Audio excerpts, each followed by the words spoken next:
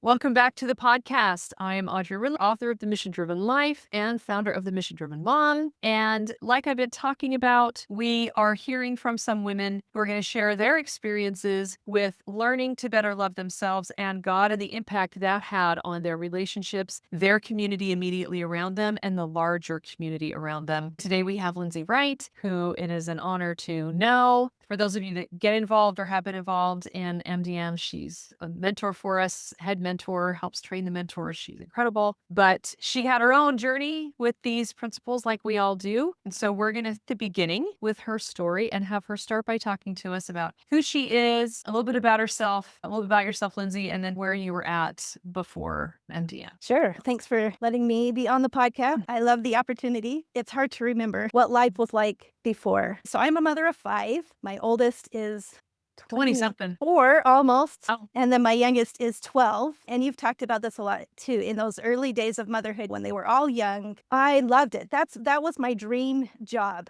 was to be a mother. And in fact, I had some big goals for life. I wanted to be a mom. I wanted a college degree. I had those big goals and I'd accomplished all of them by the time I was in my 20s. And after that, you're in the thick of mothering, which is fantastic. But I did feel like I was floundering a little bit. And you've talked about this before, and I resonate with it, that you get lost a little bit in the motherhood. It's consuming. It's often thankless, although everybody appreciates the mother. They don't always say it. But I just remembered just floundering, I think would be the word. Just not knowing what to do, where to spend my time, and feeling a little lost and maybe even a little bit depressed. I just didn't know, okay, where do I go from here? Yeah. And joining the MDM community, going through level 1, changed that dramatically. In level 1, it starts with the idea of this natural law, like these principles that there is truth and that we can know it and that we can use it to make the changes that we want to make and to know what those changes even are. And so in level 1, you're putting yourself together. You're making your physical needs a priority. You're making your mental needs a priority. You're studying, you're learning. That intellectual stimulation really is meaningful and gives life a lot of meaning as you're learning, as you're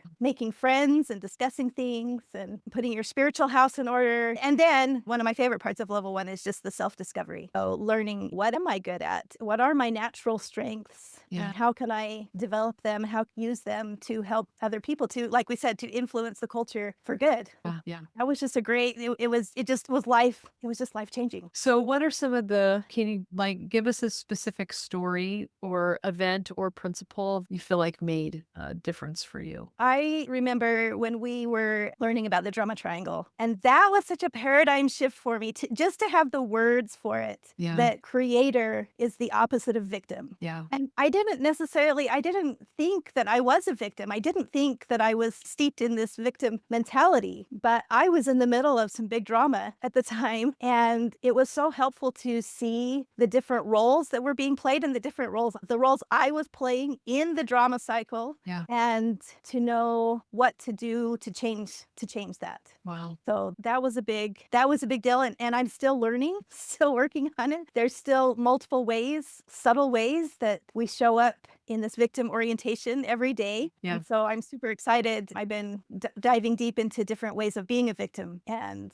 it's been fun to just get more depth to this understanding of the drama cycle and how to be a creator. Yeah. Yeah. Lindsay's been mentoring our Mothers of Creation. When you get a ticket to the event this fall, then you're in an online community with us, and she's mentoring that group. And so it's really been a lot of deep dive into those principles and phenomenal concepts being talked about. So that's been awesome. This idea of this root word of commune and what it means to commune better with ourselves, to commune better with God, to have better communication with ourselves and have better communication with God.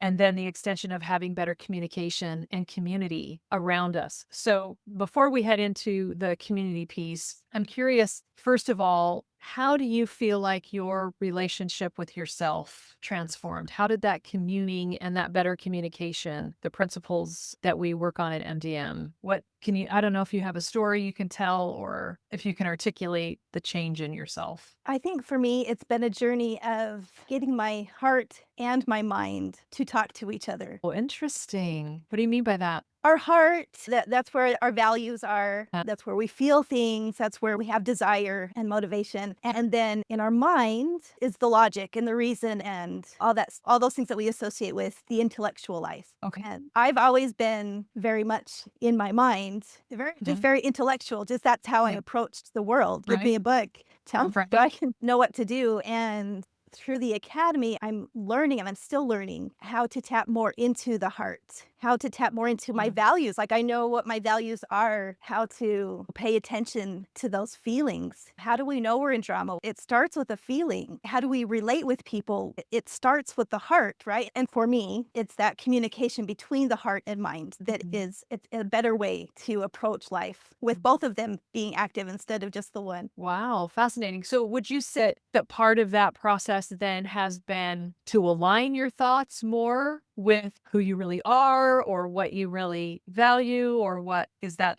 also been part of the Yeah. process? Yeah, for sure. Like I said, we get to know ourselves on a deeper level Yeah. in level one. And Yeah. so understanding my unique strengths and also the strengths of others because we're not the same. And I think sometimes in the past, I had thought my way is the best way and expecting everybody to be like me. And so now I have this greater appreciation that actually I really appreciate when people are not like me because they bring balance to me. They fill in the gaps for me. And so I really love that we have these different unique strengths and also this idea that we can see these strengths. I think I had seen some of my strengths as weaknesses Yeah. or I hadn't understood them. Why am I this way? Why do I do this and why does it cause problems?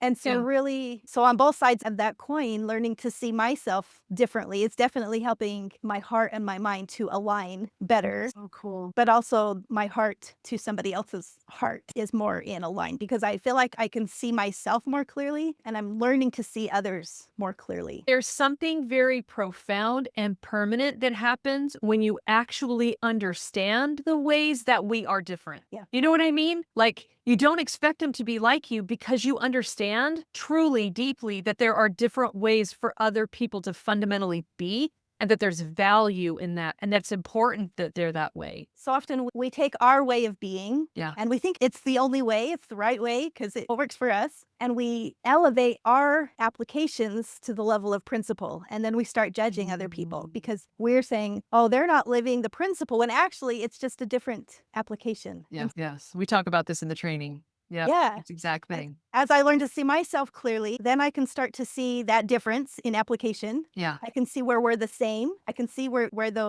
we can build those bridges, but then I can also value the differences in others. And I think this is something I've just realized recently because I'm seeing myself more clearly. I don't need others to validate me. I Mm. don't need others to be like me. I'm comfortable being me. Wow. And it's just like letting go of a lot of baggage. It's a lightness. It's just a confidence in my way of being. And a It's self acceptance. good. I was thinking about that, what you were saying just now, and how at one point I remember a few years ago, you bought, is it a painting or a picture of a bridge? Oh, And there was something about that resonated with you. What was that? I can't remember the details of that. it's actually a part of my mission statement. So I came across this idea of bridges in level 3 of the Okay. academy. This idea that that's how we influence. That's how we can have influence for good is when we can see the things that we agree on, that we can see the things that are the same. It builds a bridge of understanding and it allows us to work together. It allows us, it's that thing that allows us to appreciate the differences. Yeah. And so I actually made it part of my mission statement. Yes, here's my mission statement that comes all the way from this is what we do at the end of level 1. Seek and speak truth with love, build bridges through education, strengthen faith, freedom, and family through servant leadership. Wow. So that idea of the bridge it just has all those different meanings in it for me. It's a place, it helps us to move. It helps us to get from one side to the other.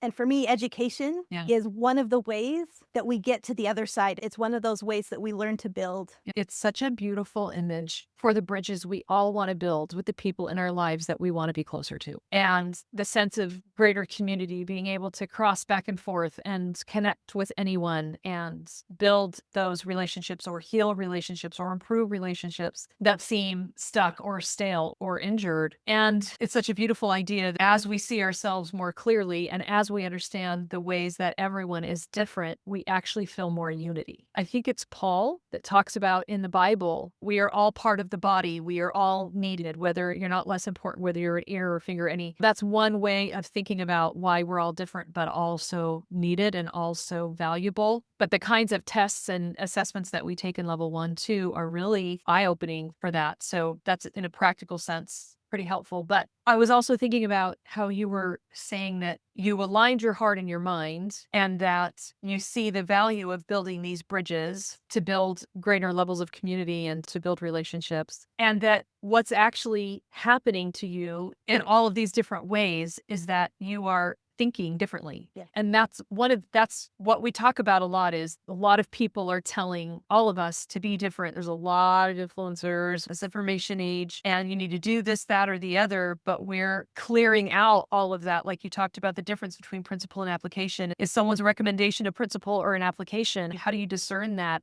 And once you know it's a principle, how do you apply that properly? And how can you use those principles that you learn to change the way that you think? Because if you change the way that you think, then you change the way you believe, and those new beliefs, those new, better, healthier beliefs that better align with truth, then naturally bring about those healthier relationships. Yeah, exactly. So how would you say all of this has impacted your home, the relationships in your home, the little community that you're in every day? I think it has helped save those relationships at home. My oldest daughter in particular, we are very different, and it was causing a lot of contention before I learned to recognize in what ways are we the same. We have to start there. What's going well? What's good about this other person? Where are we the same? How can I understand this other person? But then also, and then add that other element of, okay, and here's where we're different, and here's why that might cause a little bit of conflict, and then here's how we resolve it. And so it was thinking differently about that relationship in particular, but then it's every child on down the line. I feel like I've been able to see the good in them because they're all different, right? I have 5 children that are all completely different, and I've been able to see the good in them, to help them to see their strengths,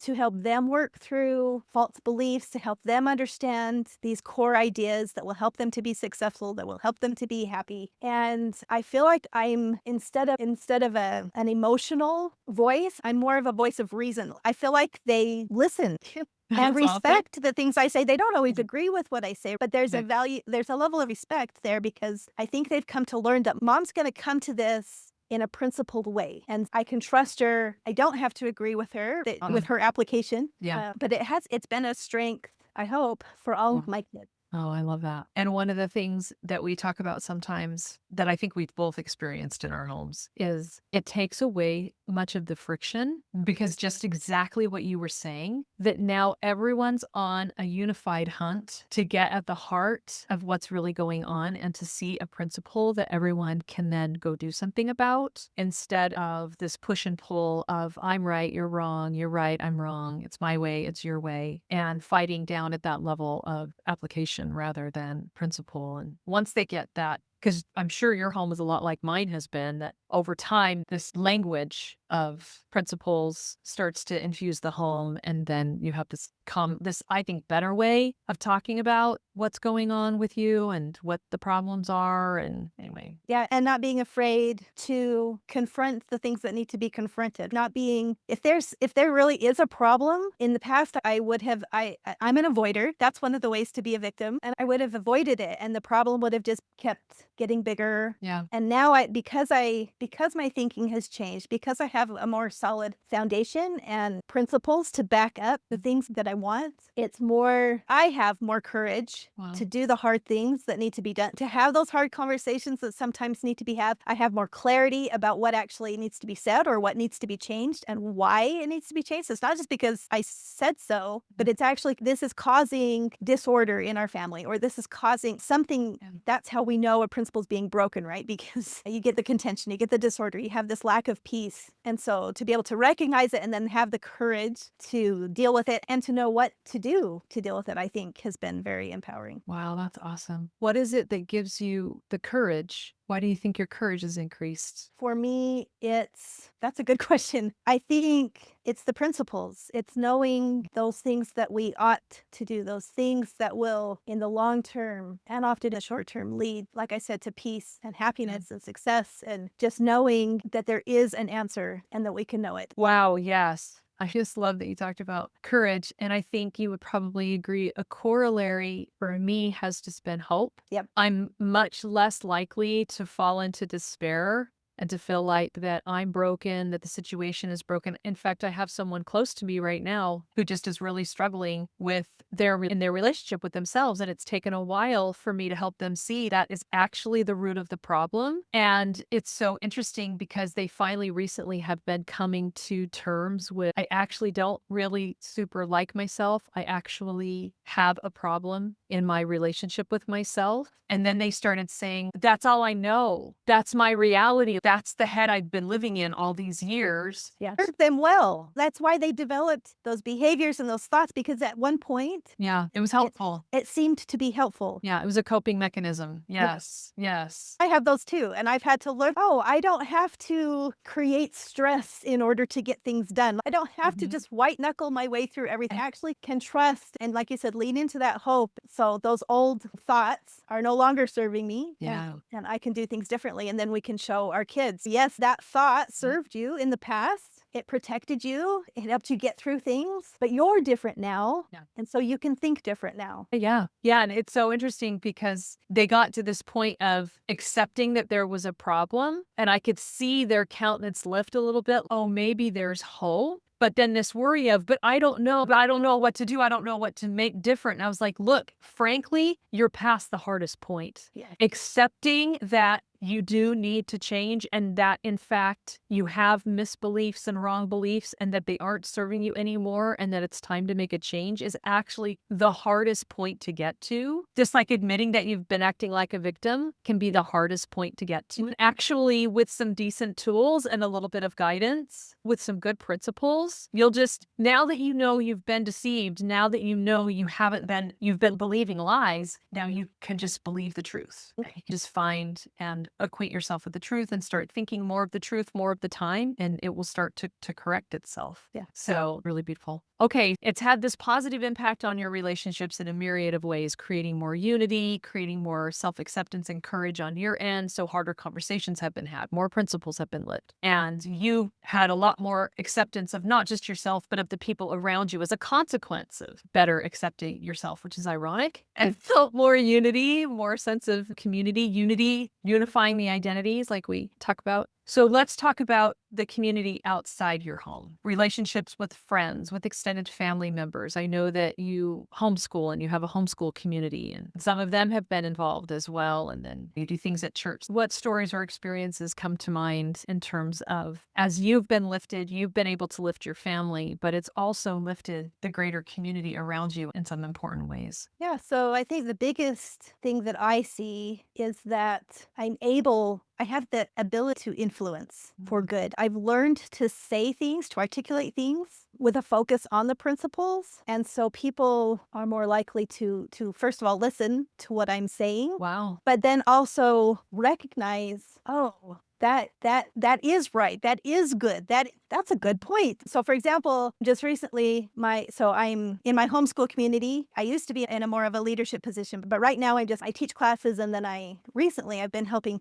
we're creating our class schedule for next year. I could see, because of my experience, I've been with this community for a long time. I'm in fact, probably one of the oldest. Our family's been there longer than most. Right. I've taught and I've done the leadership positions and stuff. And so I have some experience. I can see things. Plus I have this great education that I'm getting through MDM and through the classics, through the great book. I can see patterns of human behavior, and I can see the principles, what is going to lead to long-term success and happiness and stability. Yeah. And so I feel like, as we were in a committee discussing these classes for next year, that I was able to provide some really powerful insight and things to think about. I brought up vision. So where are we going? What's our vision? What's going to create that stability. Whose responsibility is it to get an education? First of all, it's the student's responsibility. For a child, that parent is also responsible. So I would be able to say things like, how can we put the responsibility back where it belongs? Because some of the things, some of the systems and some of the policies have gotten away from the original vision, and they've gotten away from putting the responsibility where it belongs, Mhm. understanding the role of the community and the role of the classes and the role of the Right. teachers and the role of the student. Just a clarity. So I feel like I just be able to bring a lot of clarity and a lot of good questions to the conversation, and to help people see things that maybe they weren't aware of or they haven't seen before. And I think that's true in all these relationships outside of my family, is that I've learned to say things in that principle-centered way. I've learned to be articulate, and plus I'm confident in myself. I don't need their approval. I don't need their validation. They can disagree with me. They cannot do it, right? I don't need them to do these things, but I'm able to influence and to uplift and to, I think, hopefully make things better in any Yeah. area that I'm working Yeah. in. So you were able to lead out with principles and articulate some principles, which then created shared truth that Mhm. would resonate with them so that you could bring them on board to some core truths and then ask empowering questions, principled empowering questions that helped them to explore possibilities and to think a little bit better about how things could be different. And I love that. That is so awesome. And what did you feel like? How did others respond? What did you feel like came out of your ability to now better articulate those principles and to bring them back to truths in their pursuits? I think that's surprised me the most, that since I started the MDM Academy,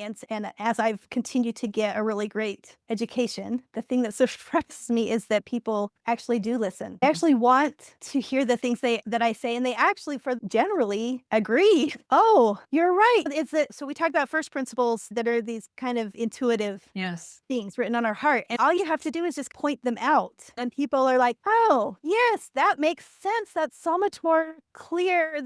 And so I felt like, why would anybody listen to me? I'm just a mom. I'm The fateful words, just a mom. but I've had these experience, and I know I have this ability to influence, to make, to enlift, to encourage, to make things better, and things that seem obvious to me just because I've been living with this new way of thinking for so long isn't obvious to everybody else. And so I do feel like I'm a light. I do feel like I'm somebody that has something to offer, and that people, they listen and they want to hear what you have to say because it resonates, because you're speaking in truths. Wow. That is incredible. That is so powerful. And I'm so glad that you said it the way that you said it, because I was going to ask you actually. And I get it for those who are listening. If you are totally where Lindsay and I were at, and it's like, don't even talk to me about being a leader and being an influence and helping my community because I'm so steeped in what's going on at home and I feel so overwhelmed by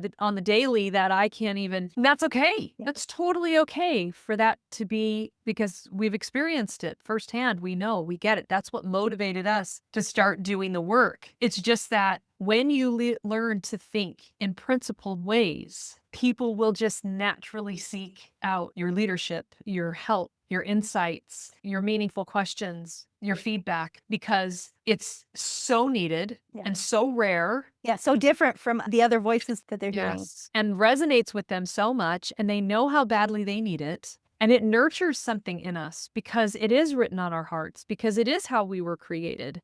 And people know intuitively that they need more of that, and they haven't known where to find it. And then you start providing this new perspective and way of looking at things. And it's so refreshing because it's not divisive. Mhm. You're not calling anybody out. You're not making any judgments. You're not telling people that they're wrong and they need to change. You're simply saying, let's look at it this way. Let's get down to fundamentals. Let's start from the ground up. And then let's figure out what truths we share, how we can build on them, and what applications are best for our community, Yeah. whether that's your church community, because I know you've also brought these principles into your church community, and I know it's made a difference, at least for you and some other people there. And I got an email the other day, actually, from a student who, it was so gracious and sweet of her. She just said, I just got asked to level up and do some leadership in my church, and I would have never been able to do this a few years ago. And I'm a little bit like, how little It's a little above my pay point still, Yeah. but I'm excited for the opportunity, excited to bring the principles in. And I only have the self acceptance and the confidence and the courage to do it because I've learned to think so differently. And I'm excited to bring that to bear. Yeah. And it's interesting as we start and continue on this journey, those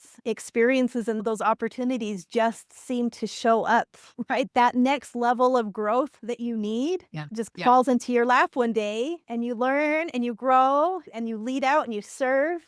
And then the next thing shows up but it just happens naturally. It's not forced. It's just it becomes, I feel like the opportunities that I'm experiencing in my life right now are just a natural outgrowth of who I'm becoming. It reminds me of I've been building out this training. We did it once. We're going to do an encore. Links in the description for those that want to come. And so I was combing through some old testimonials, and one of the women was saying that actually a couple different women were talking about the academy requires this vulnerability and self-honesty that can feel scary, but it's really because we're pulling up the roots. We really are getting at the heart of things. Yeah. And when you root out the lies you've been telling yourself and the misbeliefs you have about yourself and about God and about the world and about others, and you clear that up, and Lindsey talked about you align your heart and your mind and you get really in sync with yourself, other things just start to clear up. And it creates room for more of those things that you need, right? Yes. Yes. And then you know yourself better and you look around you and, oh, I actually could. I hear often from women who have been through level 3 and graduated,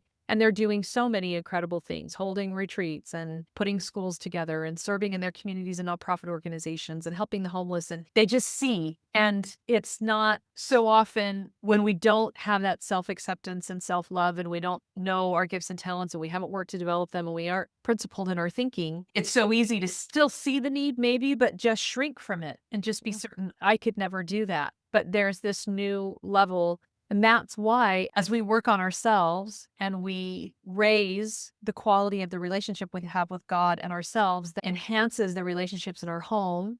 And then there's more unity there. And then there's more people helping and more people encouraging. And I would guess you've had this experience, Lindsey, but I've been surprised on multiple occasions where my kids are almost pushing me out the door. Like, no, you can do this, like offering their encouragement, right? And saying, yes, we're excited for you. Yes, this is super awesome. Yes, you could do this. And I think they love me and our relationship's better. So that's part of it. But I know that part of it is also that we are so intimately linked. They see themselves in their parents, right? Like we take a cue from our parents. And when our parents are more adventurous, when they're taking more risks, when they're more confident, when they're making a difference, it heightens our children's confidence too. Like I'm part of them. I come from them. If they could do that, maybe I could. Maybe that could be me. Maybe there's more to me than I thought. Maybe I level myself up as well. That example is so priceless. And you It's a just can't. gift. And they want you to succeed because it means they're more likely to succeed too, even just from a selfish perspective. Your success is their success too. And so that's a beautiful journey to be on, to bring them along on the projects that you feel called to and that you engage in, whether people are asking you or whether you're stepping out and offering yourself. They're both needed and beautiful. And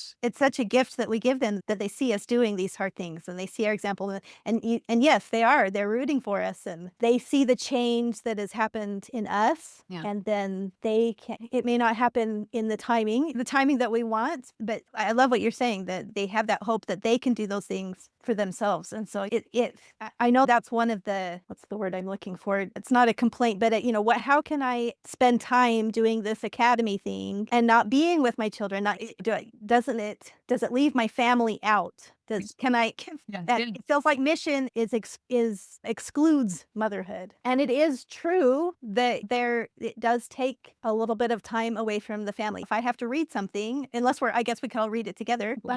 When I come back to the family, I'm better. And then that allows them to be better. And then, like you said, we just bring them along and now we're all better together. But I had to lead out as the mom. I had to change me first before I could have that kind of influence in my family. Yeah. I'd love to, at least before we finish up, hit on your personal friendships. One of the things that has been one of the biggest surprises to me, and you were there helping all along the way, building out this curriculum. And I gathered up all the best stuff that had helped me. And of course, I just hoped it would help. One of the things that surprised me the most is the caliber of women that it's attracted. Yeah. And that's not because all the best women sign up. I think it's just because they become the best women. But I would love to hear your personal experiences, your MDM community, your MDM friendships, and the quality of those, the caliber of those, what difference it's made for you in your personal life to be just part of this group of women that are on this journey together. It's a lot of to have friends, to have a group of women that we have a common language. First of all, we can talk about things like the drama cycle, like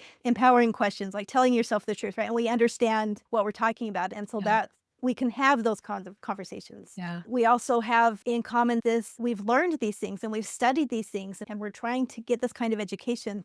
And so the conversations that we have it's not just how's the weather, what's going on in the world. It's meaningful, deep, transformational even conversations when we come together and I get this perspective and this perspective and then we come, okay, what's the truth? And okay, what are we going to do to live that? And so it is energizing, I think, to just rub shoulders with this caliber of women who are strong and confident and doing good things in their homes and doing good things in their communities. And their example inspires me, just like our children are inspired by our example. These women inspire me. I want to be better and to do better. And so it really is, I think energizing is a good word for it. Yeah. Yeah. And comforting. Yes. You're not alone because just like I mentioned earlier, that there's a self-honesty and a level of vulnerability required. We try to bring that into our workshops as well and to our community feed. And we don't, of course, everyone only shares as much as they want to share. And we have systems in place to make sure that nothing inappropriate happens or that we don't get far off track.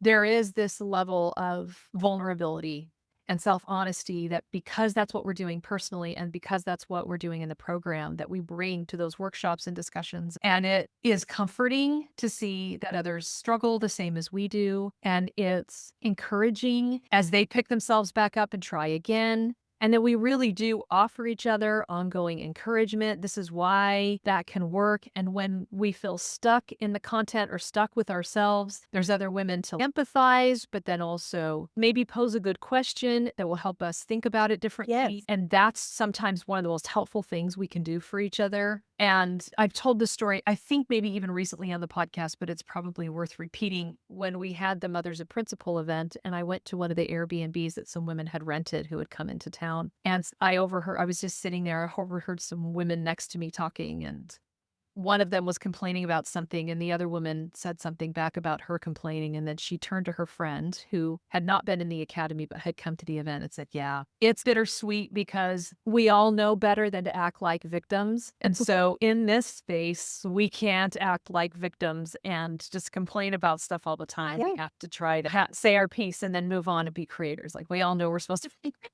Yeah. So, That is encouraging you to be your best. We empathize, we get it, we'll say encouraging words, but we'll also hold you accountable. Yeah. You can't get away with faulty thinking anymore. Yeah. But we'll also, like you said, coach and question and help you yes, we all have problems. None of our lives are perfect. We all have hard things that we're dealing with. Nobody gets away from that, but we can come together and, yeah, like I said, ask questions, help to identify the principles, hold each other accountable, and just encourage each other to keep going. It's worth it. We can do it. It's such a valuable community. And exactly like you said, to watch women who have gone through this process.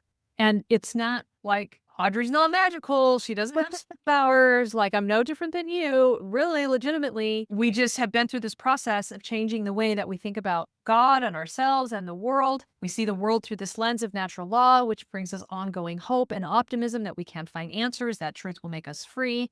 And then we dig into material that helps us to think differently ongoing. And like to your point, what you were saying a minute ago, Lindsey, that we have a schedule built out of 30 minutes a day for a reason. Yeah. Because that's what all of us can probably find. But it's also super important that you have that drip campaign and then you just ponder. Yes. And you just see it. And it opens your eyes and then you look for it. And then you open your eyes and then you look for it. And half of the battle, if not more, is just seeing it. Then you have some tools and some guidance to help you walk through it. But anyway, Yeah. just having those women in front of us all the time. Like that's why I bring you and other women on the podcast. Amy was here and Katie was here. It works. It just works to learn to think this way. If I can do it, you can do it too. It's exactly what I'm saying. We can do it. You can do it. It's just, and it's work. We're not going to sugarcoat that. Anything worthwhile in life is work. That's what it is. And so we're here for the long haul. We take a long time. We do a slow drip campaign and we get to know each other. We build actual friendships. And many of these women know each other in real life. They hang out in real life and are some of them. I've had many women talk about, I found my people when I came here. Yeah. These are some of my closest friends now and that kind of thing, which I think for you and I both is also true. Yep, absolutely. Yeah. All right. Any last words of wisdom to anybody who's listening and wondering what their next step should be? If you're feeling the call to come and be a part of this community, to go through the academy, to gain a better understanding of truth and how you can know it and use it in your life, Yeah. listen to it. I think part of the nature of truth is that it compels action. We can't, once we know the truth, we can't not act. And so if this is something that is resonating with you, it's something to take some time and to listen to and to pursue. Yeah, that's a great way to put it. Thank you so much, Lindsey. Thank you. We're grateful for you every day. For those who decide to join us in the academy, you will get to know Lindsey. So that's a bonus. Come join me. I'm so excited. So if some of these things are resonating with you and you're feeling like you want to know more and learn more and get involved, we'd love to have you at the event in the fall. The sooner you sign up, the better, because Lindsey's mentoring that community. Come join and me. Sending out these awesome emails. There's a recorded workshop you can watch. You're going to learn all about the 6 types of victim, and you're going to be part of a community immediately that is nurturing you and helping you to prepare for this Mothers of Creation event in the fall. We would love for you to come. We would love for you to bring your friends, your sister, your mother, your aunt, your cousin, and share in this experience together. Build community with them through this principled lens and learn how to step out of victim and be a creator. So thank you so much for joining us today. We are so glad to be here and serve you. Have a wonderful day. We will see you next time.